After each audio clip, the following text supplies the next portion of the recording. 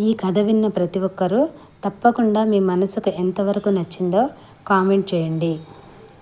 ఆశ్రయం ఇచ్చి ఆదరించాల్సిన భర్త బహిష్కరించడంతో ఆమె తన 2 చిన్నపిల్లల్ని తీసుకుని కన్నీళ్లమయమైన జీవితాన్ని కడతీర్చుకుందామని కడలి వైపు నడక సాగించింది. అలా సముద్ర తీరంలో నడుస్తూ ఉండగా అక్కడ పల్లీలు బఠానీలు అమ్ముతున్న వారిని చూసింది. చదువు సంధ్య లేని ఈ అమాయకులు కాయకష్టం చేసుకుని జీవించగలుగుతున్నప్పుడు నేను మాత్రం వారిలా ఎందుకు జీవితాన్ని సాగించలేను అన్న ఒక్క ఆలోచన ఆమెలో ఆశాదీపం వెలిగించింది. అప్పటి నుండి తీరంలో బఠానీలు పల్లీలు అమ్ముతూ కొత్త జీవితం మొదలుపెట్టింది. మొదటి రోజు సంపాదన కేవలం 50 పైసలు మాత్రమే. కానీ ఓర్పుతో పట్టుదలతో విశ్వాసంతో అమ్మడం ఆపలేదు.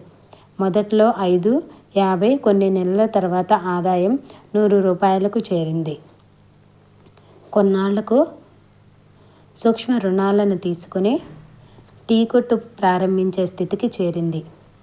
మరికొన్ని సంవత్సరాలకు ఒక హోటల్ ప్రారంభించింది.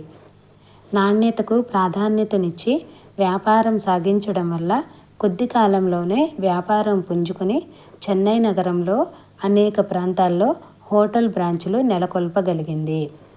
ప్రస్తుతం సందీప చైన్ ఆఫ్ రెస్టారెంట్స్ అనే సంస్థకు అధిపతిగా ఆమె సంపాదన నెలకు అక్షరాల 50 లక్షలు.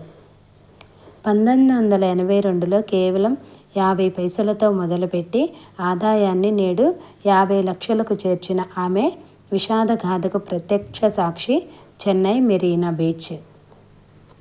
2010వ సంవత్సరంలో అత్యుత్తమ వ్యాపారవేత్త పురస్కారం పొందిన ఆ ధీర వనిత పేరు పెట్రి శ్రియనారాయణ్.